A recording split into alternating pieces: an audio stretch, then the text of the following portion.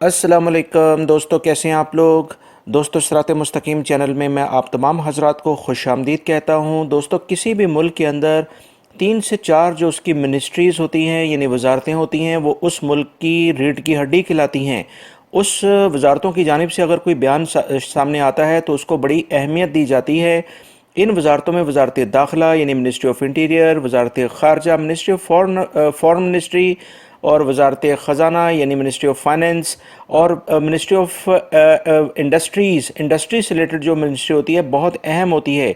اسی سلسلے میں سعودی عرب کی جو وزارت اقتصادیات ہے اور منصوبہ بندی ہے یعنی منسٹری آف انڈسٹری اور پلاننگ جو ہے ان کے منسٹر نے ایک اہم ترین خبر ابھی شیئر کی ہے، جو کہ سعودی خبر رساں ادارے بلومبرگ سے انہوں نے انٹرویو میں کہی ہے۔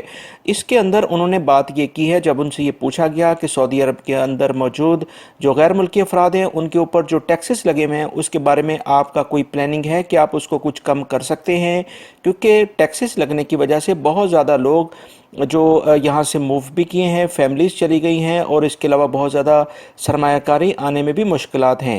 تو اس کے بعد انہوں نے اس بارے میں بتایا کہ بالکل اس کے اوپر سعودی حکومت نظر ثانی کر سکتی ہے اور اس میں تبدیلی پر بھی غور کیا جا رہا ہے۔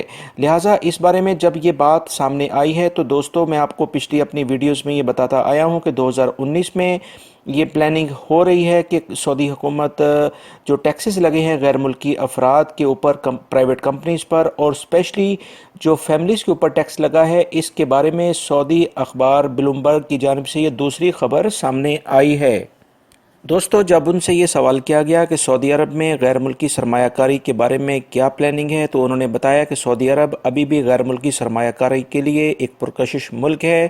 مملکت میں ابھی تک سرمایہ کاری کے مواقع بہت پرکشش ہیں، اور اس سلسلے میں جو بھی یہاں پر سرمایہ کار آ رہے ہیں ان کو ہم بڑی ویلکم کہہ رہے ہیں۔ تو لہٰذا اس سلسلے میں یہ بہت اہم خبر ہے کہ آنے والے کچھ دنوں کے اندر 2 جنوری کے اندر 2019 میں جو خبریں آ رہی ہیں کہ سعودی عرب میں جو ٹیکسز کے بارے میں کافی اہم اعلان ہونے کی امید پیدا ہو گئی ہے۔ لہٰذا پر امید رہیں اور مختلف طرح ذرائع سے جو خبریں آتی ہیں ان پر کوشش کریں کہ اچھی امید کے ساتھ اچھی خبروں کی طرف توجہ دیں۔ میرے چینل ساتھ مستقیم کو سبسکرائیب کر لیگا، بیل بٹن لازمی پریس کر لیگا۔ تازہ ترین جیسی کوئی خبر آئے گی اس بارے میں انشاءاللہ فوری طور پر آپ حضرات سے شیئر کر دوں گا۔ السلام علیکم۔